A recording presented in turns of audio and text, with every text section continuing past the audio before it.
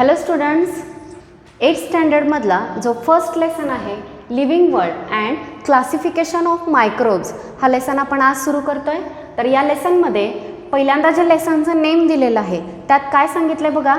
First living world. Living world म्हणजे आपल्या आजूबाजूला असणारे सगळे सजीव, त्यांचं जग, याला म्हटलेलं आहे living world. Second and classification. Classification म्हणजे त्यांचं वर्गीकरण, वेगवेगळ्या ग्रुप्समध्ये त्यांना क्लासिफाय करणं. आता कोणाचं क्लासिफिकेशन? Classification of microbes. मुलांनो, तुम्हाला मायक्रोब्स माहिती आहेत का? मायक्रो या शब्दाचा अर्थ होतो टू स्मॉल, खूप small, which cannot be seen with naked eyes. फक्त उघड्या डोळ्यांनी ज्यांना बघता येत नाही इतके स्मॉल जे आहेत त्यांना आपण मायक्रोब्स असं म्हणतो. तर हे जे मायक्रोब्स आहेत त्या मायक्रोबचा स्टडी आपण मायक्रोस्कोप ह्या इन्स्ट्रुमेंटच्या मदतीनं करू शकतो. तर या लेसनमध्ये तुमच्या आजूबाजूला लिव्हिंग वर्ल्ड काय काय आहे आणि त्याच्यामध्ये मायक्रोबचं क्लासिफिकेशन तुम्ही यावर्षी स्टडी करणार आहात. मग आता याच्यामध्ये सुरुवातीला इंट्रोडक्शनमध्ये काय दिलेलं आहे ते बघा. इंट्रोडक्शन सुरू करण्याआधी क्लासिफिकेशन काय आहे आणि क्लासिफिकेशनची गरज काय आहे हे मी तुम्हाला सगळ्यात पहिल्यांदा सांगणार आहे. तर सगळ्यांनी व्यवस्थित ऐका. समजा तुम्ही एखाद्या मोठ्या लायब्ररीमध्ये गेला आणि त्या लायब्ररीमध्ये खूप वेगवेगळ्या प्रकारची पुस्तकं आहेत, म्हणजे अगदी 8वी 9वी 10वी स्टँडर्ड वाईज आहेत, अवांतर वाचनाची बुक्स असतात ती आहेत, अशी सगळी विविध प्रकारची स्पर्धा परीक्षांची बुक असतील. सो सगळी बुक्स तिथं आहेत. मग या लायब्ररीमध्ये समजा एवढी सगळी बुक कसेही अरेंज केलेले असतील, त्यांची अरेंजमेंट व्यवस्थित नसेल, भरपूर कबड आहेत आणि त्यात हे बुक्स कसेही ठेवलेले आहेत असं जर असेल आणि तुम्हाला सांगितलं तुम्हाला 8th स्टँडर्डचं सायन्सचं बुक त्यातून शोधून काढायचं आहे, तर तुम्हाला जवळपास तिथली सगळे कबड आणि त्यातले बुक्स शोधावे लागतील, तेव्हा तुम्हाला तुमचं सायन्सचं बुक सापडेल. मुलांनो, इथं प्रॉब्लेम काय झाला? पहिला मुद्दा होता की बुक्सचा नंबर खूप जास्त होता. थोडी बुक असती तर प्रश्न नव्हता, नंबर जास्त होता आणि त्यातून एक बुक शोधून काढणं त्यासाठी तुमचा बराच वेळ गेला. हा प्रॉब्लेम झाला. त्याऐवजी जर असं केलं की ते जे बुक्स आहेत ते स्टँडर्ड वाईज सेपरेट काढले. स्टँडर्ड वाईज म्हणजे वर्गांनुसार, 8th वेगळे, 9th वेगळे, 10th वेगळे, या पद्धतीनं स्टँडर्ड वाईज आपण सपोज बुक सेपरेट काढले. समजा 8th स्टँडर्डचं एक कबर्ड आहे, त्या कबर्डमध्ये सेपरेट कंपार्टमेंट केले. त्याच्या एका कंपार्टमेंटमध्ये सपोज सायन्सचे बुक आहेत, मॅथ्स आहेत, हिस्ट्री आहे. या पद्धतीनं आपण बुक्सचं काय केलं? डिव्हायडेशन केलं. जर असं केलेलं असेल आणि तुम्हाला सांगितलं की 8th स्टँडर्डचं सायन्सचं बुक आणायचं आहे, तुम्ही काय कराल? एक्झॅक्टली 8th स्टँडर्डचं जे कबर्ड आहे ते कबर्ड तुम्ही बघाल. त्या कबर्डमध्ये एक्झॅक्टली सायन्सचं जे कंपार्टमेंट आहे त्यात जाल आणि तिथून तुमचं बुक घ्याल. काय झालं मुलांनो? कमीत कमी वेळात तुम्हाला सांगितलेलं बुक तुम्ही लगेचच शोधून आणलं. तर पहिला मुद्दा क्लासिफिकेशन म्हणजे काय? तर वर्गीकरण करणं वेगवेगळ्या क्रायटेरियानुसार. इथं बुक्स क्लासिफाय करायला तुम्ही 2 क्रायटेरिया वापरले. एक वर्ग इयत्तानुसार सेपरेट केलं आणि 2 सब्जेक्टनुसार केलं. हा पहिला आणि दुसरा ह्या 2 क्रायटेरियाने क्लासिफाय केलं. ह्याचा फायदा काय झाला? तर तुम्हाला कमीत कमी वेळात तुमचं बुक लगेचच सापडलं. द सेम वे तुम्ही क्लासिफिकेशनच करणार आहात फक्त लिव्हिंग ऑर्गॅनिझमचं. जसं आत्ता बघितलं की क्लासिफाय करण्यासाठी कशाची गरज असते? क्रायटेरियांची. तसे इथेही तुम्ही क्रायटेरिया शिकणार आहात, त्याच्या मदतीनं आपण क्लासिफिकेशन करणार आहोत. आणि जसं बुकच्या क्लासिफिकेशनची काय गरज पडली? तर कमीत कमी वेळात तुम्हाला एखादं बुक सापडावं म्हणून, तसं ह्या लिव्हिंग ऑर्गॅनिझमच्या क्लासिफिकेशनची का बरं गरज पडली? तर ते आपण इथे पाहणार आहोत. सो इंट्रोडक्शन काय दिले सगळ्यांनी नीट लक्ष देऊन ऐका. बघा, living organisms are adapted according to their various geographical area, food habitat or other things. So living organism ज्या एरियामध्ये राहतात त्या एरियानुसार त्यांनी वेगवेगळ्या प्रकारचे ॲडॅप्टेशन दाखवले. ॲडॅप्टेशन म्हणजे अनुकूलता. त्या त्या एरियानुसार त्यांच्या शरीरामध्ये वेगवेगळे बदल झाले. मुलांनो बघा, एक बेस्ट एक्झाम्पल देते, तुमच्या लगेचच लक्षात येईल. तुम्ही बघा, आपल्या इकडे असणारे जे डॉग आहेत ते आणि ते जर तुम्ही ज्या ठिकाणी बर्फाळ प्रदेश आहे तिथले जर डॉग बघितले तर त्यात आणि याच्यामध्ये काय असतो? फरक असतो. त्यांच्या स्किनवरती खूप फर असते जे ज्यांचं थंडीपासून प्रोटेक्शन करते. आपल्या इथल्या डॉगच्या वरती आहे पण हेअर्स असतात, अगदी जाड फर नसते. तिथली झाडं बघा आणि इथली झाडं, तिथली झाडं अशी टोकदार आणि उतरती असतात जेणेकरून जर त्याच्यावरती बर्फ पडला तर तो घसरून खाली जाईल. इथली झाडं पसरलेली असतात. सो या पद्धतीनं एरियानुसार म्हणजे कोणत्या जिओग्राफिकल रिजनमध्ये राहत आहेत त्यानुसार वेगवेगळ्या प्रकारचं ॲडॅप्टेशन दाखवलेलं असतं. इव्हन त्यांचं जे फूड इंजेक्शन आहे म्हणजे खाण्याची जी पद्धत आहे ते किंवा स्वतःचा बचाव करण्यासाठी वेगवेगळ्या पद्धतीचे ॲडॅप्टेशन म्हणजे अनुकूलता आजूबाजूच्या भौगोलिक परिस्थितीनुसार त्यांच्यामध्ये तसे चेंजेस झालेले असतात. मग आता हे जे लिव्हिंग ऑर्गॅनिझम आहेत या ऑर्गॅनिझममध्ये आपल्याला बरेच डिफरन्सेस बघायला मिळतात. बघा, कारण जसा एरिया बदलला, फूड हॅबिटॅट बदललं, तसं त्यांच्या शरीरामध्ये होणारे बदलसुद्धा वेगवेगळे, त्यामुळे ते ऑर्गॅनिझम दिसताना वेगवेगळे दिसतात. त्यांच्यामध्ये व्हरायटी क्रिएट होते. तर बघा, लिव्हिंग ऑर्गॅनिझम त्यांच्या जिओग्राफिक एरिया, फूड इंजेक्शन किंवा डिफेन्सनुसार वेगवेगळ्या पद्धतीनं ॲडॅप्ट होतात. वेगवेगळे ॲडॅप्टेशन दाखवल्यामुळे त्यांच्यामध्ये बरेच डिफरन्सेस क्रिएट होतात आणि ह्या डिफरन्सेसमुळे ॲनिमल्समध्ये बरीच व्हरायटी म्हणजे विविधता तयार होते. मग आता ही जी व्हरायटी आहे त्यानुसार बघा 2011च्या सेन्ससनुसार, सेन्सस म्हणजे गणना, प्राण्यांची किंवा मनुष्यांची जी जनगणना केली जाते त्या गणनेनुसार 87 मिलियन स्पेसीज आपल्या आजूबाजूला 87 मिलियन स्पेसीज, ॲनिमल नव्हे स्पेसीज, वेगवेगळ्या प्रजाती त्या ॲनिमल्सच्या आपल्या आजूबाजूला बघायला मिळतात. जर एवढी व्हास्ट व्हरायटी ॲनिमलमध्ये असेल तर यांचा स्टडी करायला सुद्धा तितकाच जास्त वेळ लागू शकतो. मग एका ह्युमन बिईंगच्या लाईफमध्ये ते शक्य नाही की एवढ्या सगळ्या स्पेसीसचा स्टडी होईल. सो या सगळ्यांचा स्टडी किंवा या सगळ्या स्पेसीसचा स्टडी इझी व्हावा यासाठी क्लासिफिकेशन करणं गरजेचं पडलं. माझ्या पहिल्या प्रश्नाचं उत्तर मिळालं का बघा? ॲनिमलचं किंवा लिव्हिंग ऑर्गॅनिझमचं क्लासिफिकेशन करण्याची गरज का पडली? कारण लिव्हिंग ऑर्गॅनिझम वेगवेगळ्या एरियांमध्ये वेगवेगळ्या पद्धतीनं ॲडॅप्ट झाले. वेगवेगळ्या ॲडॅप्टेशनमुळे त्यांच्यामध्ये मेनी डिफरन्सेस क्रिएट झाले. त्यानुसार जवळपास अर्थवरती 87 मिलियन स्पेसीज ज्या आहेत त्या क्रिएट झाल्या आणि या सगळ्या स्पेसीज ज्या आहेत त्या स्टडी करण्यासाठी नंबर खूप वास्ट झाला ऑर्गॅनिझमचा आणि यांचा स्टडी करणं इझी व्हावा यासाठी त्यांचं ग्रुपिंग केलं. वेगवेगळ्या ग्रुपमध्ये त्यांना क्लासिफाय केलं. तर हे क्लासिफिकेशन आपण स्टडी करणार आहोत. पण सगळ्यात पहिल्यांदा डेफिनेशन दिलेली आहे बायोलॉजिकल क्लासिफिकेशन. बायोलॉजिकल क्लासिफिकेशन म्हणजे काय बघा? Process of dividing living organism into groups and subgroup. क्लासिफिकेशनमध्ये आपण काय करतो? लिव्हिंग ऑर्गॅनिझम जे आहेत ते ग्रुप आणि सबग्रुप यांच्यामध्ये डिवाइड करतो. मग डिवाइड कसे करतो? On the basis of similarities and differences in them. Okay, similarity and differences in them म्हणजे कसं? आत्ताचं बुक्सचं एक्झाम्पल घ्या. तुम्ही बुक्स पहिल्यांदा सेपरेट करा. सेपरेट कसे करणार? समजा 8th आणि 9th स्टँडर्डचे बुक्स आहेत तर तुम्ही 8th आणि 9th सेपरेट बुक ठेवाल. म्हणजे काय डिफरन्स काढला तुम्ही? 8th स्टँडर्डचे वेगळे आणि 9th स्टँडर्डचे वेगळे. आता हा झाला डिफरन्स. सिमिलॅरिटी काय? सगळे 8th स्टँडर्डचे, मग सायन्स असू दे, मॅथ्स असू दे, हिस्ट्री असू दे, सगळे बुक 8थचेच आहेत. त्यामुळे ते बुक तुम्ही काय करणार? सगळे एकत्र घेणार आणि 9thचे वेगळे. सो तुम्हाला दोन गोष्टींचा विचार करावा लागतो. सिमिलॅरिटी काय आहे आणि डिफरन्स काय आहे. या बेसिसवरती आपण ऑर्गॅनिझम ग्रुप्स आणि सब ग्रुप्स यांच्यामध्ये डिवाइड करतो आणि यालाच काय म्हटलं जातं? Biological classification. पुन्हा एकदा डेफिनेशन बघा.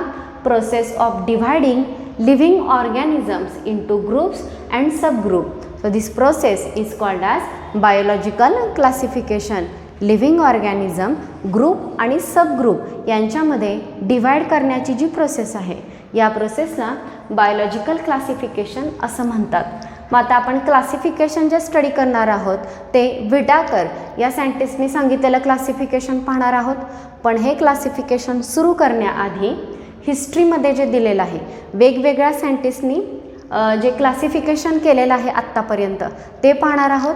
इथं तुम्हाला सायंटिस्टचं नेम, त्यांनी किती ग्रुप तयार केले आणि त्या ग्रुपची नावं ह्या दोन्ही गोष्टी लक्षात ठेवायच्या आहेत.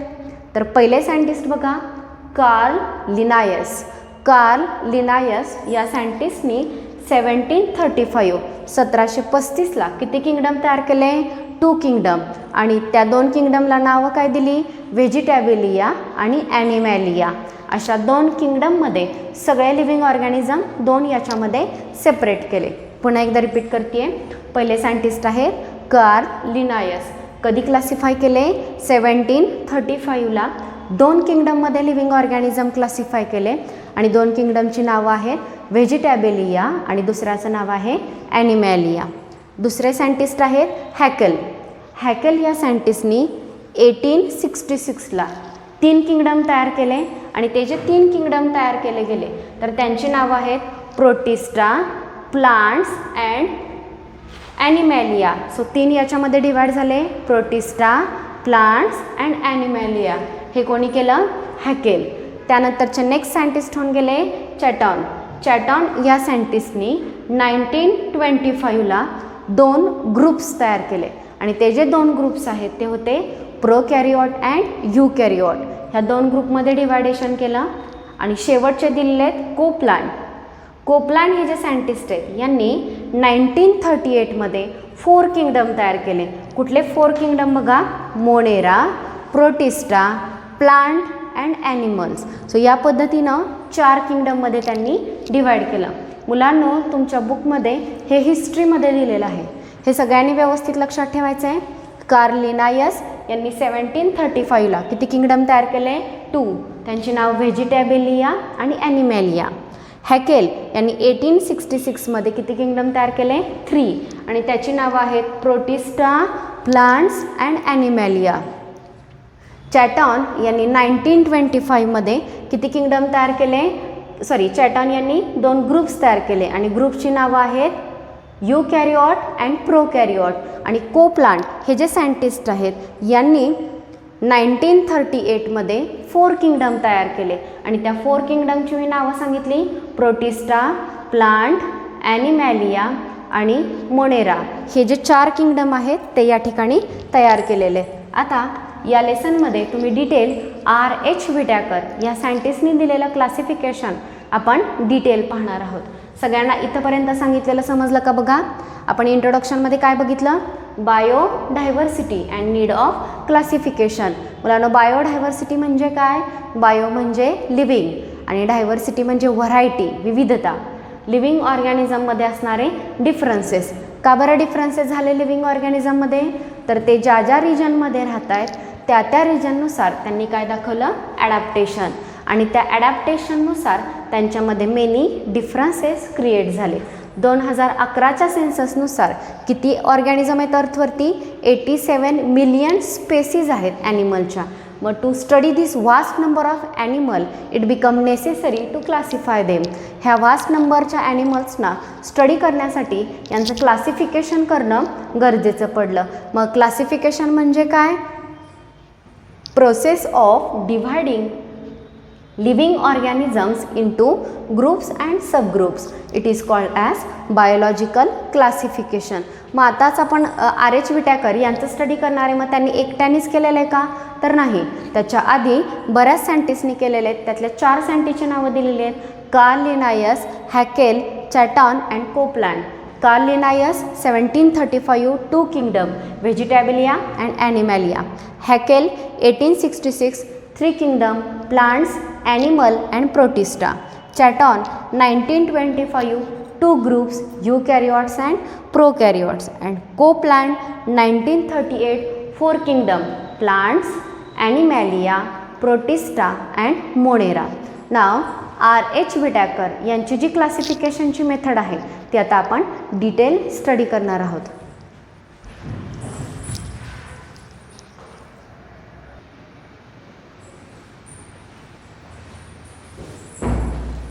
रॉबर्ट हार्डिंग व्हिटॅकर, RH व्हिटॅकर या सायंटिस्टनी सांगितलेली 5 किंगडम सिस्टीम जी आहे ती आपण डिटेल यावर्षी पाहणार आहोत. तर ही जी 5 किंगडम सिस्टीम आहे या सिस्टीममध्ये सगळ्यात महत्त्वाची गोष्ट क्लासिफिकेशन करत असताना त्यांनी वेगवेगळे क्रायटेरिया जे आहेत ते क्रायटेरिया कन्सिडर केले. तर याच्यामधला सगळ्यात पहिला जो क्रायटेरिया आहे तो आहे complexity of cell structure. Cell स्ट्रक्चरची कॉम्प्लेक्सिटी जी आहे ती सगळ्यात पहिल्यांदा विचारात घेतली. सेल स्ट्रक्चरची कॉम्प्लेक्सिटी म्हणजे काय, तर दोन प्रकार केले कॉम्प्लेक्सिटीमध्ये. एक आहे prokaryotic and second one is eukaryotic. Prokaryotic and second one is eukaryotic. So cell कोणत्या प्रकारचे आहे, प्रोकॅरियोटिक आहे की यूकॅरियोटिक आहे, त्या बेसिसवरती दोन ग्रुप केले. मग आता प्रोकॅरियोटिक सेल म्हणजे काय आणि यूकॅरियोटिक सेल म्हणजे काय हे तुम्हाला सगळ्यांना माहिती असेल. सगळ्यात महत्त्वाचं तुम्हाला सेलचं स्ट्रक्चर माहिती असणं गरजेचं आहे.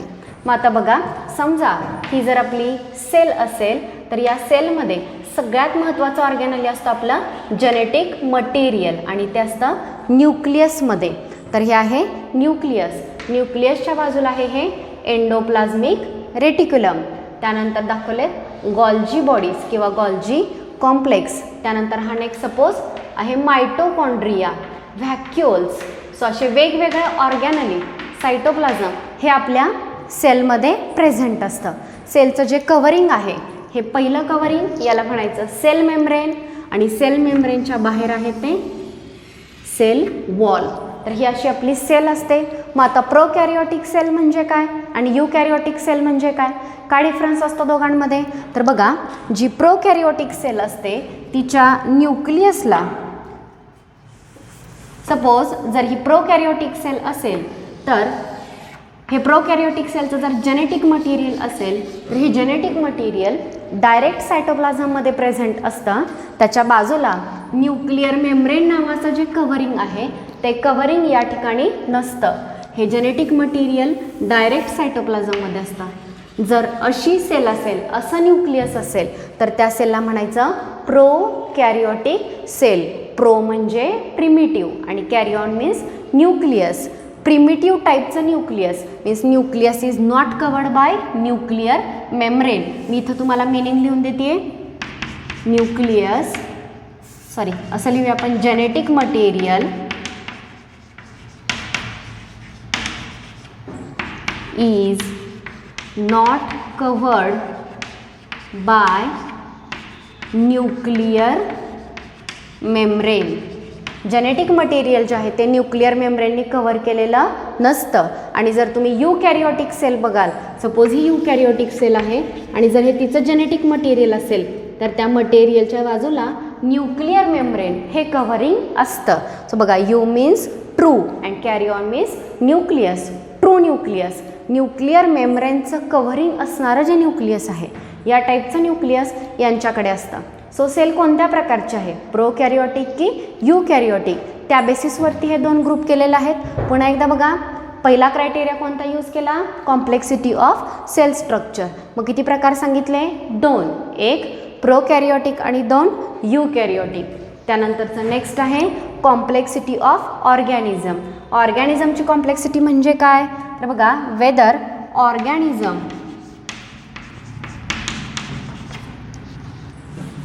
is unicellular or multicellular. जो ऑर्गॅनिझम आहे तो युनिसेल्युलर आहे की मल्टीसेल्युलर. युनिसेल्युलर म्हणजे सिंगल सेलपासून बनलेला, जसे की बॅक्टेरिया एकाच सेलचे बनलेले असतात.